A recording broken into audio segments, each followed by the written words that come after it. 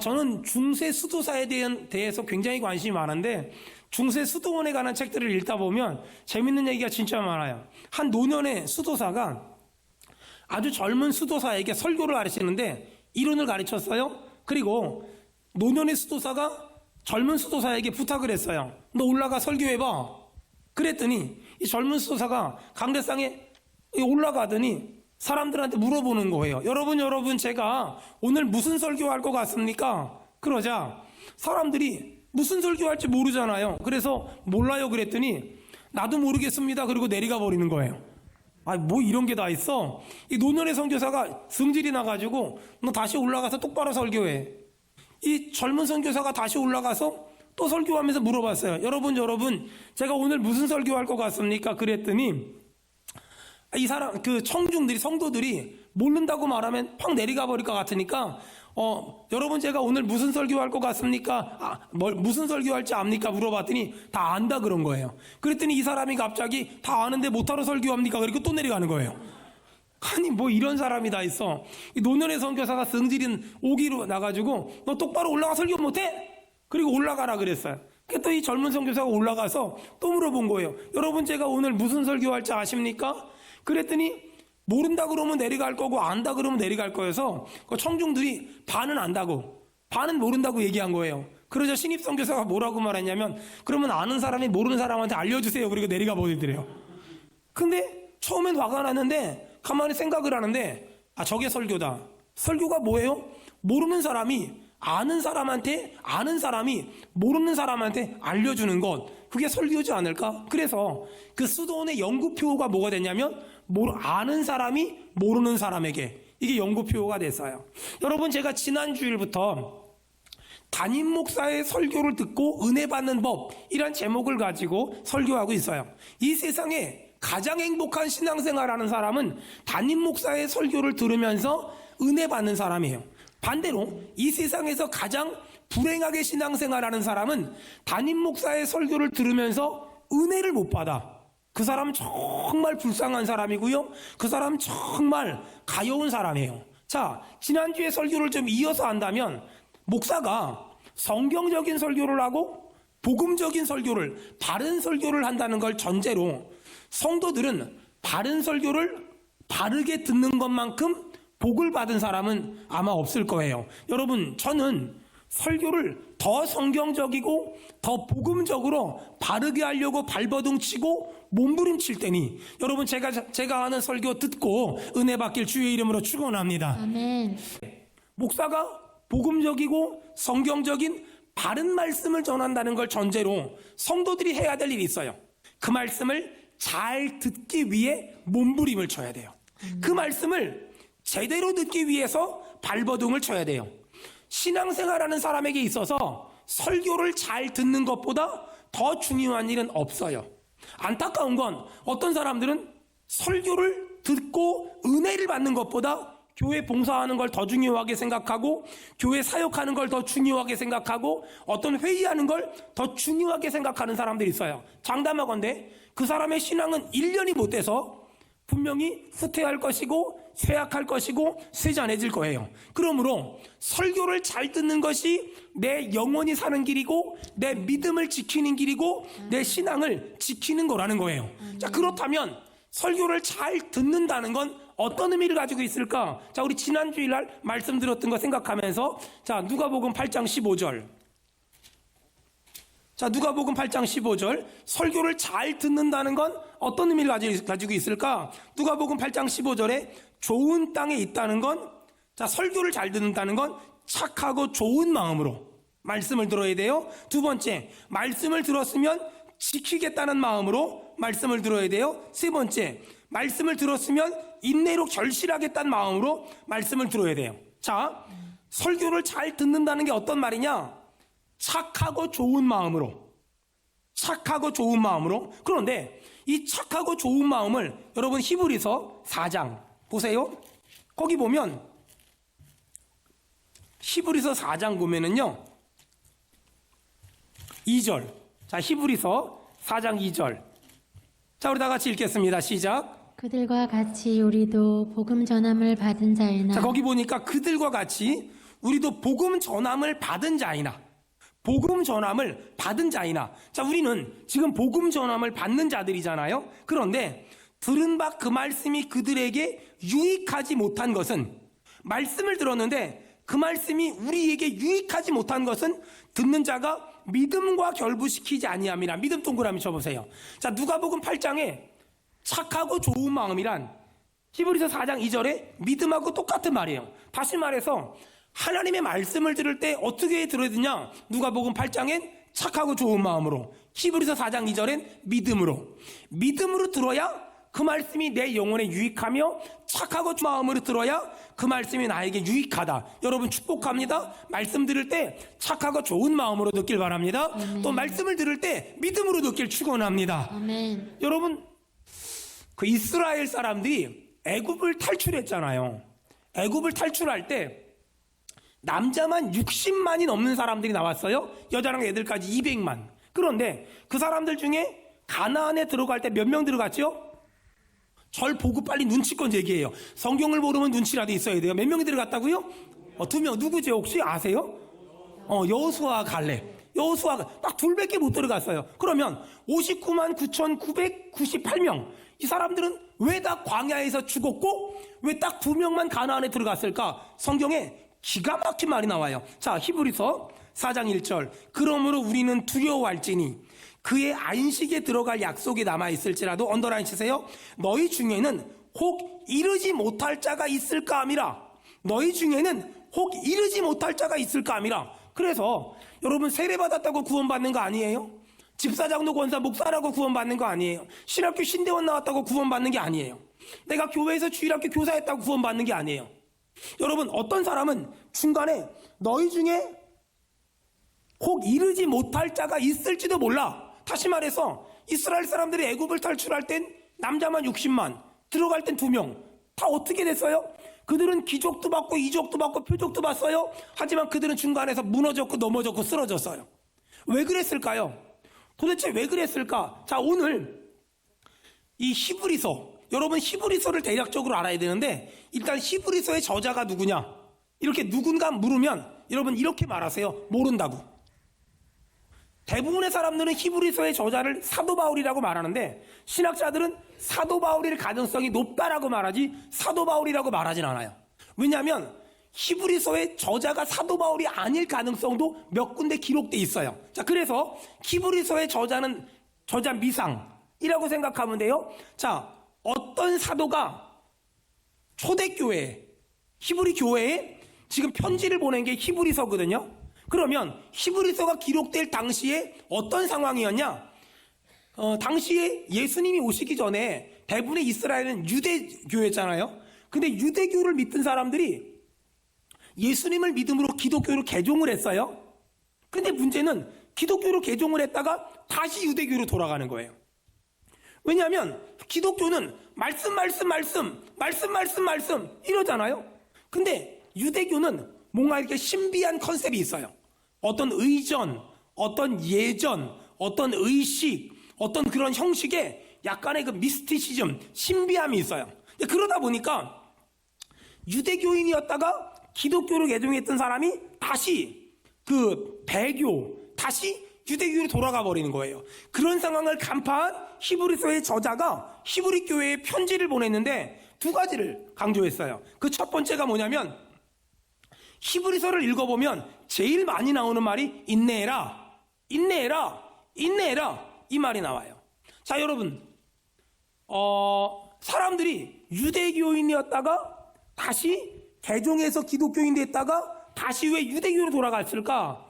가장 결정적인 이유는 바로 그거였어요.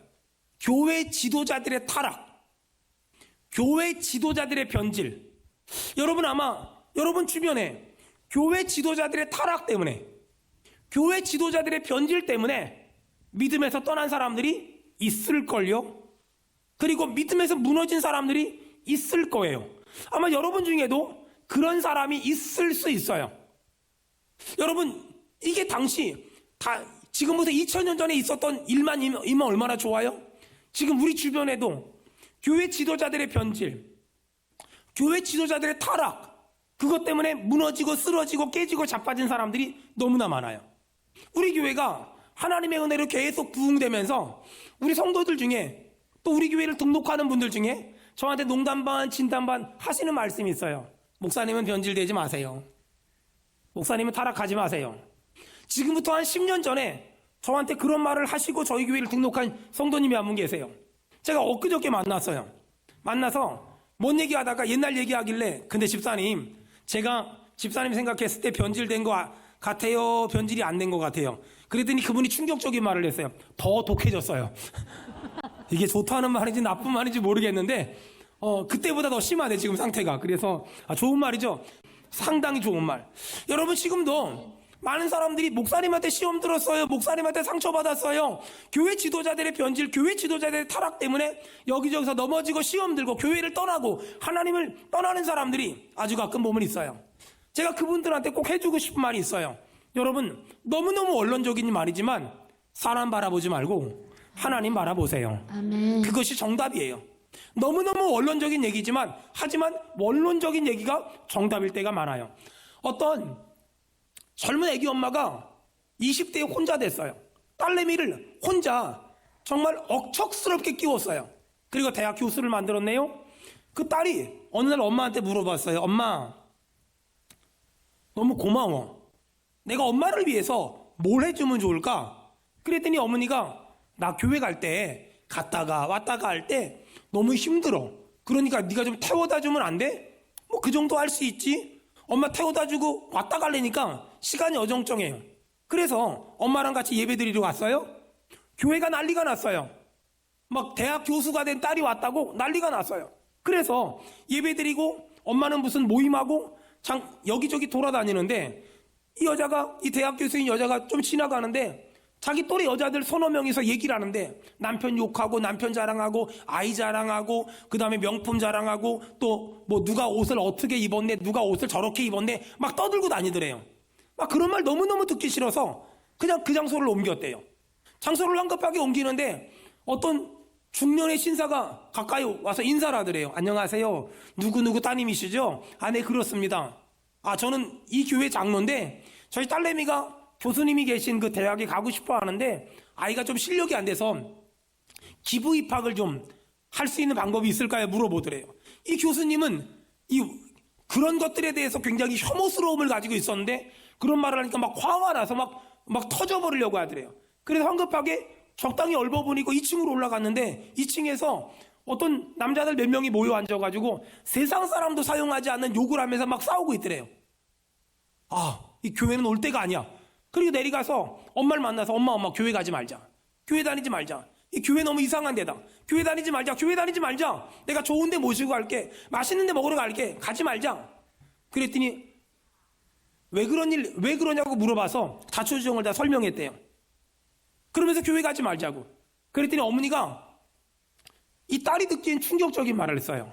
얘야, 나는 교회를 수십 년을 다니면서 예수님만 봤는데 넌 교회 하루 나와놓고 별걸 다 봤다.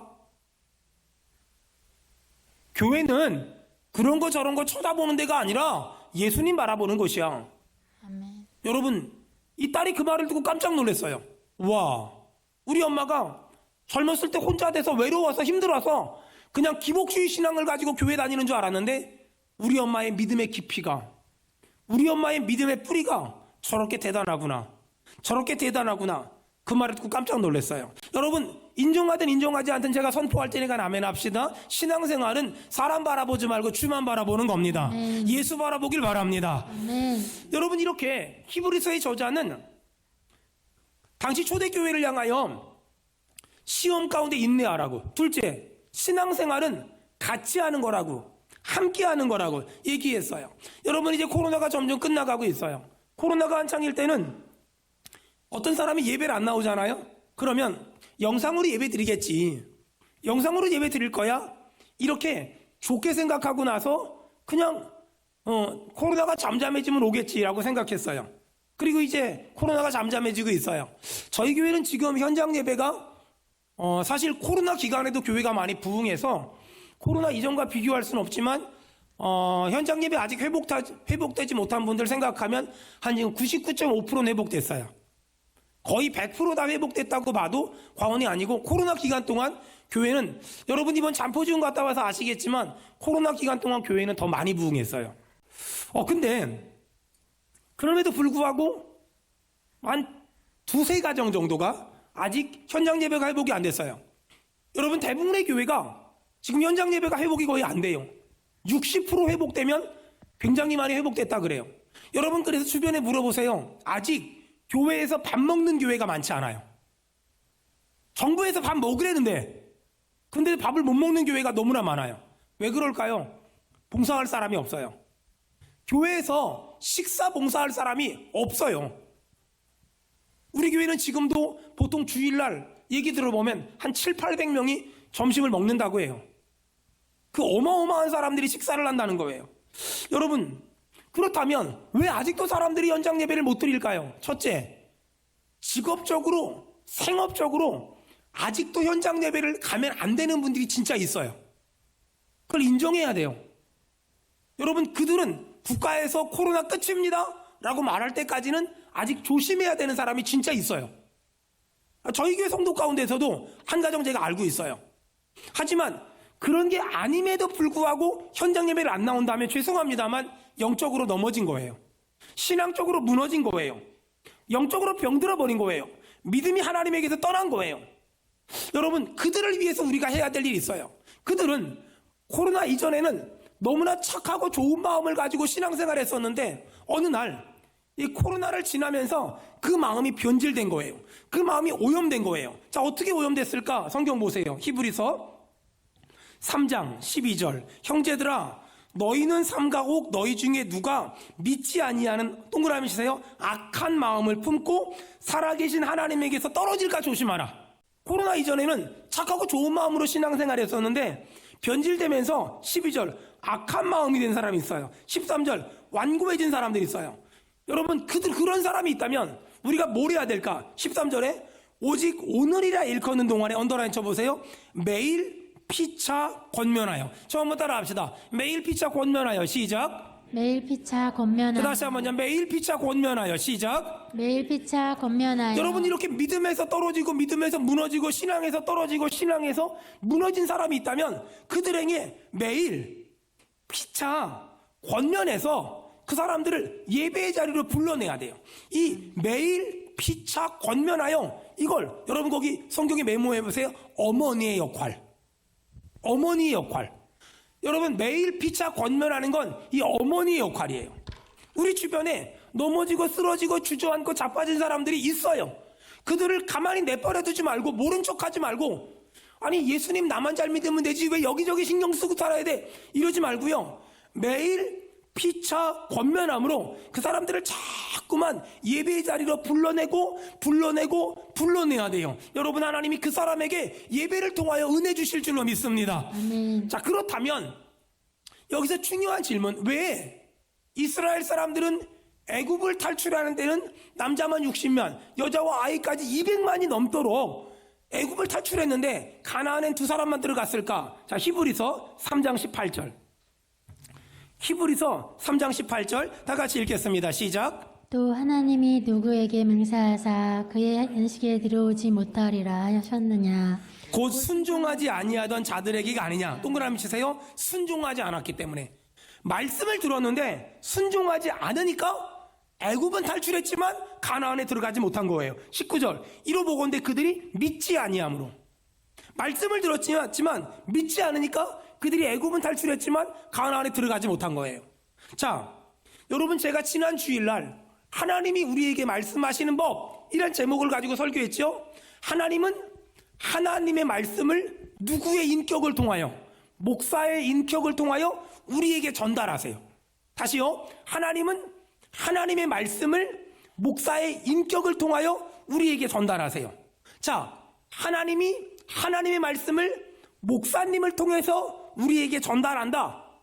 이 하나님의 질서를 안다면 우리가 해야 될 일이 뭘까? 목사님이 전하는 말씀을 목사님의 말로 받지 말고 목사님을 통해서 하나님이 내게 주시는 말씀으로 받는 것. 걸적 생활이다, 그걸 믿음 생활이다 라고 얘기한다는 거예요. 여러분, 저는 언제나 뭐라 그럴까요? 이 설교를 하기 전에 너무너무 두렵고요, 너무너무 긴장이 되고요, 너무너무 떨려요. 왜냐하면 제가 벌써 30년을 설교했으니까 이제는 안 떨 때가 되지 않았을까 그럴 것 같지만, 여전히 떨리는 이유는요, 제가 설교하러 올라오기 전에 화장실에 들렸다 올라오거든요. 근데 예배 시간이 막 점점 다가오면 화장실을 또 가고 싶을 때가 진짜 많아요. 근데 사실 화장실을 가도 별다른 일도 없어요. 근데 그만큼 긴장이 돼요. 여러분, 전 지금까지도 그렇게 두렵고 떨리는 마음으로 설교했어요. 그러니 제가 두렵고 떨리는 마음으로 사람의 말 하지 않고 하나님의 말씀만을 잘 전할 테니 여러분, 그 말씀 잘 듣고 아멘 아멘 하면서 여러분의 영혼이 건강하길 바라며 여러분의 범사가 잘 되길 바라며 여러분이 강건하기를 축원합니다. 여러분, 저는 하나님의 말씀을 대언하는 사람이잖아요. 저처럼 설교하는 사람이 평생에 기억해야 될 4가지 원칙이 있어요. 첫째, 제가 선포하는 것이 하나님의 말씀이라는 거. 그러니까 제가 여기서 하나님의 말씀이 아닌 사람의 말, 사람의 관점, 사람의 이론, 사람의 철학을 얘기하면 그거는 잘못하는 거예요. 그러면 하나님은 저를 절대로 가만두지 않아요. 하나님은 그런 저를 쓰지 않아요. 제가 말씀만을 전하니까 하나님이 저를 쓰는 거예요. 두 번째, 제가 지금 서 있는 곳이 거룩한 강단이라는 거. 전 그래서 이 거룩한 강단에 저도 설 때 두렵지만 절대 아무나 세우지 않아요. 절대 아무나 세우지 않아요. 정말 말씀을 전하는 사람만 세우지, 그렇지 않은 사람은 그 어떤 사람도 세우지 않아요. 셋째, 제 설교를 듣는 사람이 하나님의 자녀라는 거.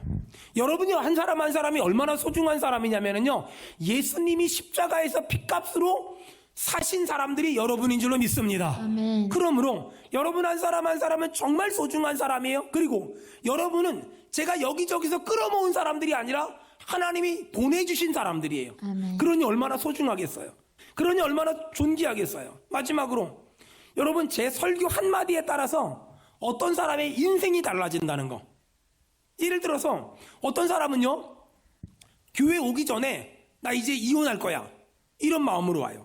근데 예배를 드리고 나서 좀 더 살아봐야지 마음이 바뀌어요. 어떤 사람은요, 나 예배 드리고 나서 죽어버릴 거야. 근데 예배 드리고 나서 좀 더 살아야지. 사람의 생각이 바뀌어요. 사람이 마음이 바뀌어요. 여러분, 이렇게 어떤 사람의 인생을 확 뒤집어 놓을 수 있는데 얼마나 떨리겠어요. 얼마나 긴장되겠어요. 얼마나 무섭겠어요. 저는 그렇게 두렵고 떨리는 마음을 가지고 설교할 테니 사랑하는 여러분, 두렵고 떨리는 마음으로 목사를 보지 말고 목사를 통해 말씀하시는 하나님의 음성으로 받아서 여러분에게 복이 있길 바라며 여러분의 영혼이 잘 되길 바라며 범사가 강건하길 축원합니다. 아멘. 그것이 우리가 복을 받는 비결이고 신앙생활을 잘하는 비결이라는 거예요. 신학교에서 하나님이 우리에게 은혜를 주시는 3가지 방법에 대해서 얘기해요. 말씀, 그 다음에 성례, 세례와 성찬, 그 다음에 치리. 잘못하면 야단치는 것, 하나님은 그것을 통해서 은혜를 주신다고 해요. 하지만 하나님이 우리에게 가장 많이 은혜를 주는 방법은 말씀이잖아요. 여러분, 근데 어떤 사람은 목사님의 설교를 통해서는 은혜를 받지 못하고 개인적으로 성경 읽고 성경 공부하고 기도하고 연구해서 은혜를 받는데요. 이 사람은 맞는 말 같지만 틀린 거예요. 하나님이 만드신 은혜를 받는 질서가 있어요. 목사님의 설교를 통하여 은혜 받는 게 가장 중요하고, 그 다음에 개인적으로 성경 공부하고 설교 듣고 영상 보고 또 기도하고 이 성경 읽으면서 은혜 받는 거, 이건 그 메인 디시가 아니라 이건 엑스트라 반찬 같은 거예요. 그러니까 우리의 신앙생활의 메인스트림, 우리의 신앙생활에서 가장 중요한 은혜를 받는 방법은 담임 목사님을 통해서 은혜를 받아야만 나머지 것들도 가능하단 말이에요. 그러니 여러분, 오늘 이 3부 예배 가운데 축복합니다. 제가 너무너무 부족하지만 담임 목사가 전하는 하나님의 말씀에 은혜 받길 축원합니다. 아멘. 자, 그렇다면 구체적으로 어떻게 하면 담임 목사님이 전하는 하나님 말씀에 은혜를 받을 수 있을까? 히브리서 2장. 자, 히브리서 2장 1절. 히브리서 2장 1절. 자, 우리 다 같이 읽겠습니다. 시작. 그러므로 우리는 들은 것에 더욱 유념함으로 우리가 흘러 떠내려가지 않도록 함이 마땅합니다. 자, 거기 보니까 우리가 어떻게 담임 목사님이 전하는 하나님 말씀의 은혜를 받을까? 우리가 들은 것에 더욱 유념하라. 다시 말해서 설교를 들을 때 더욱 유념하여 설교를 들어야 돼요. 여러분, 거기 그 유념이란 단어에 영어 성경을 보면 유념이란 단어에 뭐라고 써있냐면 attention, 집중하세요. 여러분, 그 미국 영화 같은 걸 보면 군인들 차렷 경례할 때 있잖아요. 차렷 경례할 때 이 차렷이 그냥 이게 아니라 집중하라는 거거든요. attention, bow 이러거든요. 이게 무슨 말이냐면 집중해라. 그러니까 설교를 들을 때 집중해서 들으라. 여기 있으면서 가스불을 껐나 안 껐나 하지 말고, 여기 있으면서 예배 끝나고 어디 갈 건가 그런 거 고민하지 말고 설교를 들을 때 더욱 유념하여 들어라. 이것이 우리가 은혜 받는 비법이라는 거예요. 더욱 유념하여 들어라. 그 다음에 두 번째는요, 중간에 흘러 떠내려가지 않도록 해라. 들은 말씀이 흘러 떠내려가지 않도록 해라. 여러분, 이 흘러 떠내려간다는 말은 헬라적 개념으로는 뱃사공들이 쓰는 단어거든요. 무슨 말이냐면, 여러분, 그 뱃사공들이 배를 항구에 정박을 했어요. 그리고 깜빡 잊고서 닻을 안 내리고 밥 먹으러 가버린 거예요. 갔다 오니까 배가 저만큼 떠내려가고 있어. 여러분, 뱃사공들은 왜 배가 떠내려가는 걸 몰랐을까요? 배가 떠내려갈 때 쌩 하고 가버리잖아요. 배가 떠내려갈 때 웽 하고 가버리잖아요. 배가 떠내려갈 때 바닷물에 조금씩 가랑비에 옷 젖듯이 흘러 떠내려가요. 그러니까 뱃사공들이 봤을 때는 어차피 닻을 내려놨으니까 쥐가 흘러 떠내려가다 붙잡혀 있겠지, 그 정도 생각한 거예요. 근데 닻을 내린 걸 깜빡 잊었으니까 얘가 아주 조심스럽게 안 떠내려가는 것처럼, 그리고 아주 자연스럽게 조금씩 떠내려가다 보니까 밥 먹고 2시간 만에 왔더니 배가 없어져 버렸어. 여러분, 사람들은요, 은행 통장의 잔고가 줄어드는 건 금방 알아요. 근데 우리의 신앙이 잘못된 방향으로 가고 있는 거, 우리의 신앙이 점점 식어버리는 거, 우리의 신앙이 점점 믿음에서 바닥나는 거, 이건 눈치채지 못해요. 여러분, 특별히 이단이나 사이비 집단이나 신앙이 치우친 사람들 보세요. 여러분, 대부분 그런 사람들에게 그런 잘못된 신앙을 집어넣는 그런 잘못된 신앙의 소유자들, 리더들 있잖아요. 그들에겐 은사가 하나 있어요. 무슨 은사가 있는지 아세요? 사람의 정신을 쏙 빼놔요. 여러분, 혹시 무슨 보이스피싱, 무슨 다단계 이런 거 당한 사람들이 전부 다 왜 그래요? 그 순간에는요, 정신이 쏙 빠져요. 그게 이단이에요. 그게 이단이 하는 짓거리고요, 사이비가 하는 짓거리고요, 우리의 신앙을 그 균형을 무너뜨리는 것들이 하는 짓거리가 뭐냐면 정신을 쏙 빼놔요. 그래서 그런 사람들을 이렇게 쳐다보잖아요. 그럼 어떤 게 느껴지냐면 뭐에 씌었어, 뭐에 씌었어, 이런 느낌이 확 들어버린다니까요. 여러분, 한번 생각해 보세요. 기독교 신앙을 떠난 사람들 중에서 난 이제 교회 떠날 거야, 예수 안 믿을 거야, 이렇게 말하고 교회를 떠나는 사람은 한 명도 없어요.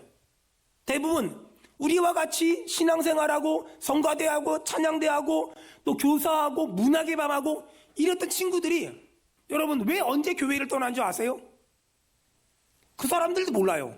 그냥 어쩌다 보니까, 얼떨결에 먹고 살다 보니까 나도 모르는 사이에, 여러분, 여기 히브리서 2장 1절에 정확하게 나온 거예요. 흘러 떠내려가 버린 거예요. 흘러 떠내려가 본 사람들이 이렇게 많아요. 여러분 주변엔 그런 사람 없습니까? 이 코로나라는 큰 광풍을 만나면서 믿음에서 흘러 떠내려간 사람들. 아유, 코로나 끝나면 교회 가야지. 코로나 잠잠해지면 교회 가야지. 근데 코로나가 잠잠해졌는데 다시 옛날처럼 신앙생활할 자신이 없어. 다시 옛날처럼 교회에서 봉사하고 헌신할 용기가 나지 않아. 왜냐하면 교회에서 헌신하고 봉사하고 충성했을 때 좋은 기억도 있었지만 힘들도 많거든요. 그러니까 다시 옛날처럼 살고 싶지 않아. 이런 사람들이 생기면서 이제는 교회를 오기보다 그냥 영상으로 설교 한 편 보고서 나 예배 드렸어 라고 하는 사람들이 우죽순처럼 생긴 거예요. 하지만 여러분, 정확히 말하면 그게 예배입니까? 예배는 그런 게 아니에요. 몸을 드리고 마음을 드리고 시간을 드리고 물질을 드리는 게 예배지, 설교 한 편 맞다 그래서 그건 예배가 아니에요. 시청이지. 그건 시청한 거란 말이에요. 저는 신앙생활하는 많은 사람들 중에서 제일 많이 들었던 말이 뭐냐면 상처받았어요.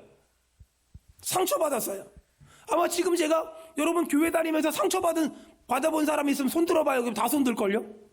근데 더 웃긴 건 뭔 줄 알아요? 그러면 상처받은 사람은 이렇게 많은데 상처 준 사람 손 들어봐요. 그럼 한 명도 안 들어요.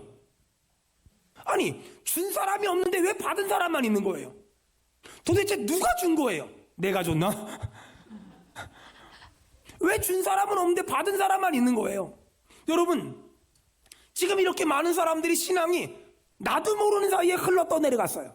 나도 모르는 사이에 저만큼 가버렸어요. 자, 그렇다면 이제 우리가 더 이상 신앙이 흘러 떠내려가지 않게 하려면 어떻게 해야 될까? 히브리서 2장 1절. 그러므로 우리는 들은 것에 동그라미 치세요. 더욱. 또 동그라미 치세요. 유념해야 돼요. 다시 말해서 하나님의 말씀을 들을 때 그냥 대충 얼렁뚱땅 듣지 말고 하나님의 말씀을 들을 때 더욱 유념하여, attention, 더욱 유념하여 들어야 돼요. 세상 사람들은 우리가 예배하잖아요. 아우, 그런 시간 아깝지 않냐고. 쉬고 싶은데 아깝지 않냐고. 수요일 날 피곤하지 않냐고. 금요일 날 피곤하지 않냐고. 주일 날 피곤하지 않냐고. 그 사람들은 우리가 예배하는 걸 낭비라고 말해요. 맞아요. 그들이 말하는 것처럼 우리가 예배하는 시간은 낭비하는 시간 같아요. 하지만 저는 당당하게 말할 수 있어요. 우리가 예배하는 시간은 거룩한 낭비하는 시간이라고. 아멘. 저 어릴 적에요, 우리 엄마가 시골에서 농사 짓잖아요. 시골 엄마들은요, 하루 종일 밭에서 일하고 논에서 일하고, 시골 일은요 일이 끊어지지가 않아요. 가끔 우리 성도들 가운데 뭐 전원생활 해봐. 그게 얼마나 힘든데요. 일이 끝나지가 않아요. 끝나지가.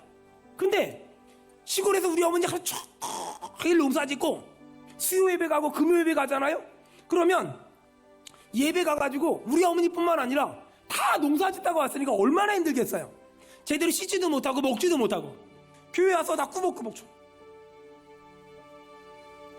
창피해서 제가 엄마 깨우면서 좀 일어나, 좀 잠 좀 자지 마, 일어나, 좀 제발 일어나. 그러잖아요. 우리 어머니가 졸았다 그럴까요? 안 졸았다 그럴까요? 안 졸았다. 전혀 안 졸았대요. 엄마 안 졸았어. 엄마 안 졸았어. 엄마 전혀 안 졸았어. 막 이래요. 막 그래요. 막 창피해 죽겠어. 근데 문제는 우리 엄마만 조는 게 아니라 다 졸아. 다 피곤하니까. 한 날은 우리 목사님 그러더라고요. 제발 졸 때 이렇게 조는 것까지는 용서할 수 있대요. 근데 이렇게 조는 거, 이거랑 이렇게 조는 거, 이건 좀 하지 말라고 그러더라고요. 여러분, 그렇게 졸아요. 근데 문제는 뭔 줄 알아요? 그렇게 맨날 교회 와서 조는데 근데 교회를 가. 우리 같으면 어차피 피곤하니까 안 가 그러잖아요. 근데 그분들은 교회 가서 조는데 교회를 가. 한 달은 제가 우리 어머니한테 물어봤어. 엄마, 맨날 교회 가서 조는데 왜 가? 그랬더니 우리 어머니 뭐라 그러는지 아세요? 야, 이놈 새끼야, 주유소에서 기름 넣을 때 졸면서 넣는다고 기름이 안 들어가냐? 아멘이야. 저희 어머니 정말 지혜롭지 않아요? 전 제가 목사지만 우리 어머니의 말을 이길 수가 없어요. 주유소에서 기름 넣을 때 졸면서 넣는다고 기름이 안 들어가냐요. 이야, 근데 그 말이 맞아요. 시골 집사님 권사님들 맨날 교회가 졸거든요. 근데 문제는 믿음이 흔들림이 없어요. 믿음이 흔들림도 없다니까요. 저는 저희 어머니가 시골에서 농사를 많이 져가지고 하루는 같이 잠을 자는데 그 발바닥에서, 손바닥에서 거북이 등짝 소리가 납니다. 그 발바닥 손바닥이 갈라져서 그렇게 일을 하면서도, 그렇게 피곤한데도 그 허리 꼬부라진 양반이 그 지팽이 짚고서 그 교회를 가는 거예요. 1km나 되는데 가서 아무것도 안 하고 졸다 와요. 근데 믿음이 우리보다 훨씬 좋아요. 믿음이 우리보다 훨씬 견고해요. 여러분들이 다시 회복해야 될 게 있어요. 여러분, 예배 회복합시다. 여러분, 예배를 통하여 복 주시는 하나님을 만나고 경험하길 바랍니다.